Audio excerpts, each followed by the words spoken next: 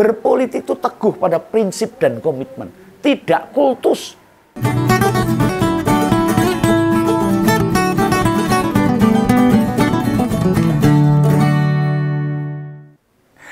Masyarakat modern, terutama di dunia politik, itu bisa tercermin dari pilihan mereka di pilkada. Ini menjadi gambaran itu.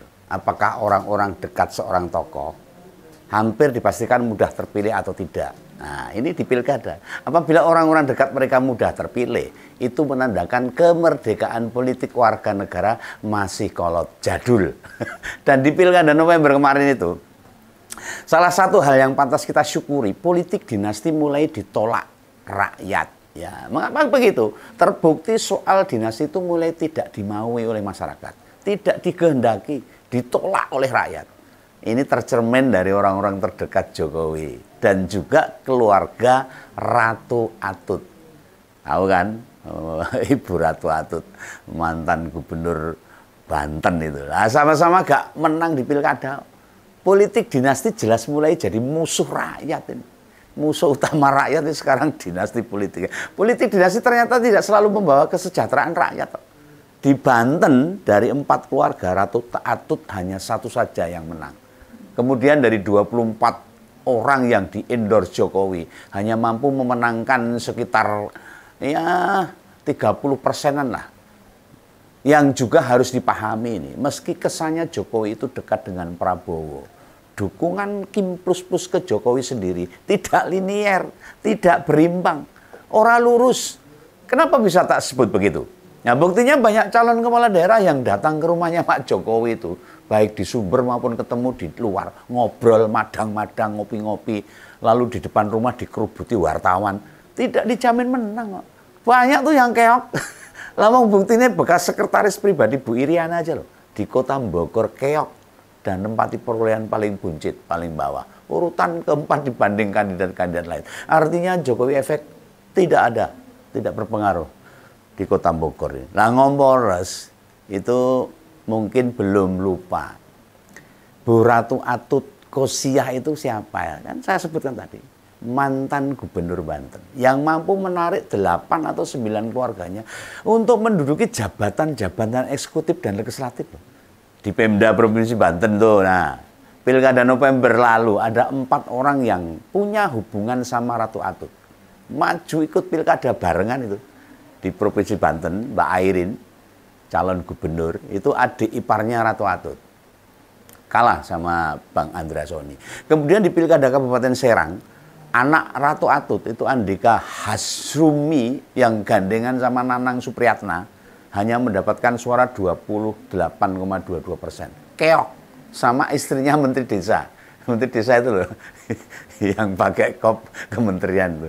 Itu Bu Ratu Zakiah.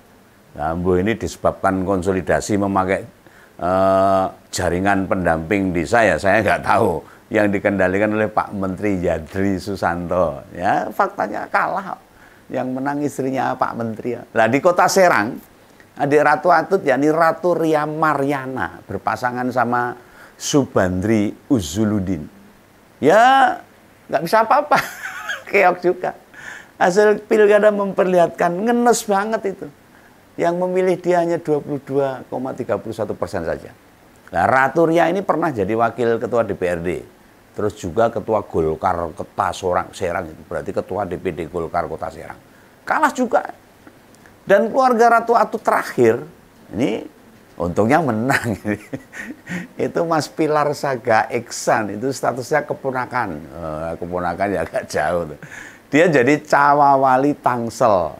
Jadi ya karena hanya wakil jadi tidak menjadi pokok acuan untuk memilih pemimpin. Itu mendampingi Pak Benyamin Daphni. Ya lumayan juga lah suaranya, itu tembus 62%. Tapi apakah ini mergo para pendukung Ratu Atut di Tangsel masih kuat? Tidak sama sekali. Ini disebabkan Pak Benyamin Daphni ini sendiri atau pasangannya. Beliau itu wis tahu jadi wakil wali kota Tangsel 2 kali. Kemudian kemarin itu wali kota alias incumbent, ya wajar.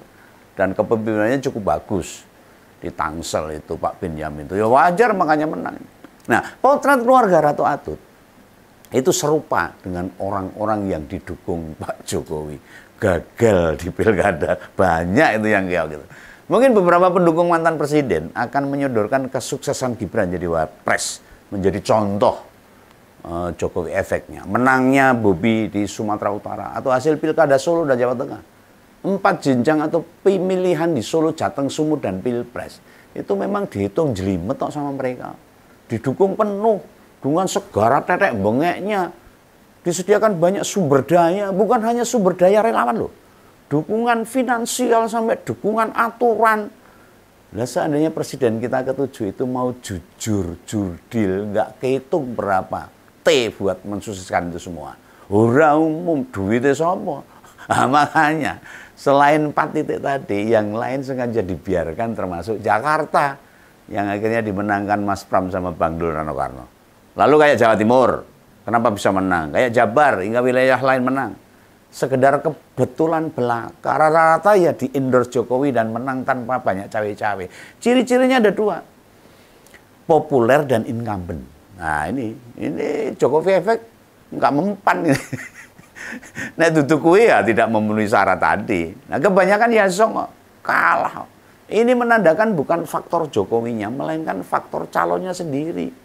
Nah Gibran, Respati, dan Pak Lutfi di level pertarungan mereka itu bukan incumbent dan tidak populer.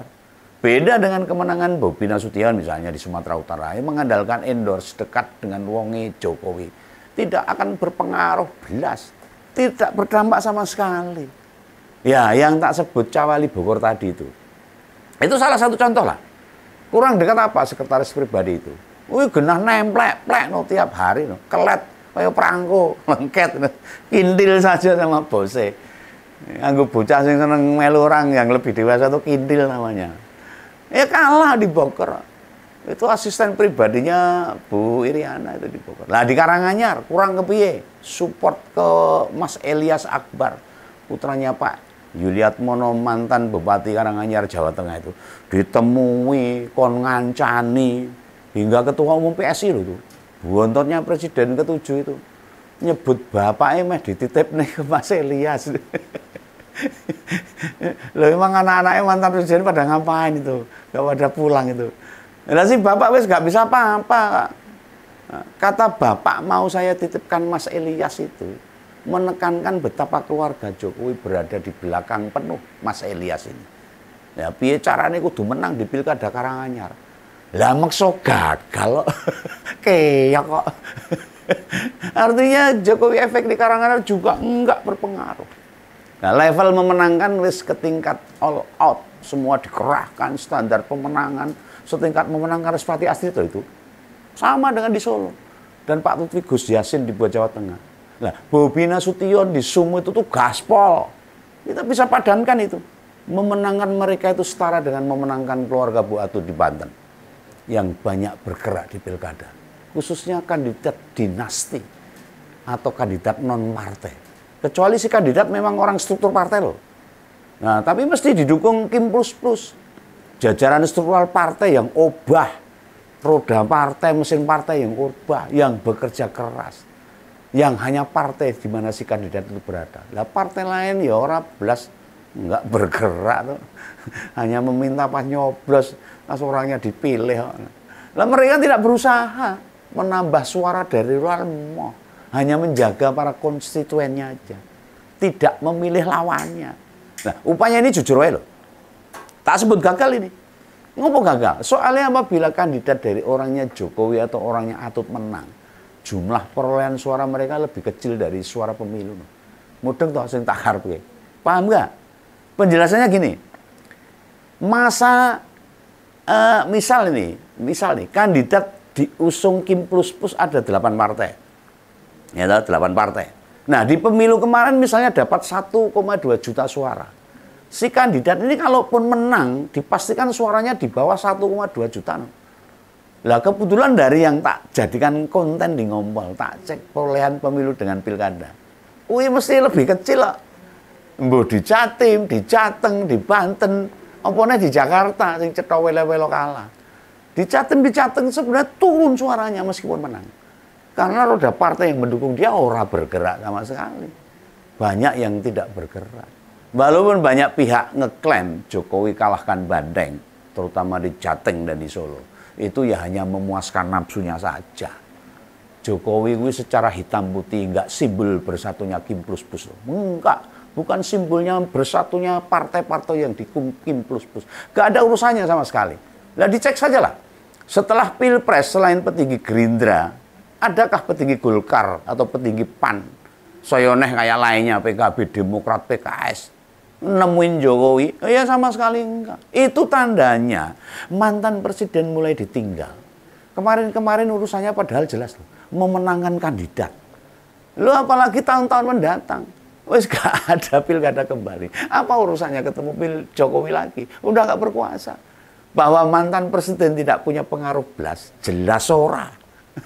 Tapi bahwa pendukungnya banyak banget, apalagi melebihi kader dan simpatisan partai, kui kesimpulan yang ngawur.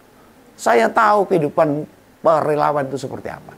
Ibarat kata, tiap RT ada pendukung loyal Jokowi minimal 10 orang. Nggak ada sebesar itu. Di medsos itu wis banyak berkurang. Orang yang muji-muji Pak Jokowi wis nggak kayak 2014 kemarin. Termasuk Begawan. Influencer-influencer macam Bang Denny Siregar, Pak Akbar Faisal, Mas Jo, Mas Alip, yang kita getol dulu mengebelani Pak Jokowi, wis reneng, udah malah kembali menyerang ini. Ono nemong Pak Elias Subiakto, sing jane anyelnya sama PDIP. Tinimbang berpikir rasional, rakyat kelakuan ya mantan presiden, ya wes. Jangankan Jokowi, presiden sekarang itu gak di backup sama akademisi loh, sama orang cerdas cendekianan, nggak ada sekarang. Mereka sangat jengah dengan Pak Jokowi. Simak tuh uraian Pak Ikrar Bakti atau Profesor Renald Kasali yang sering ngupas tentang rusaknya politik kekinian. Gegara Gibran harus jadi wakil presiden. Politik dinasti memang sudah bukan lagi ideal. Itu mainan politik kuno itu.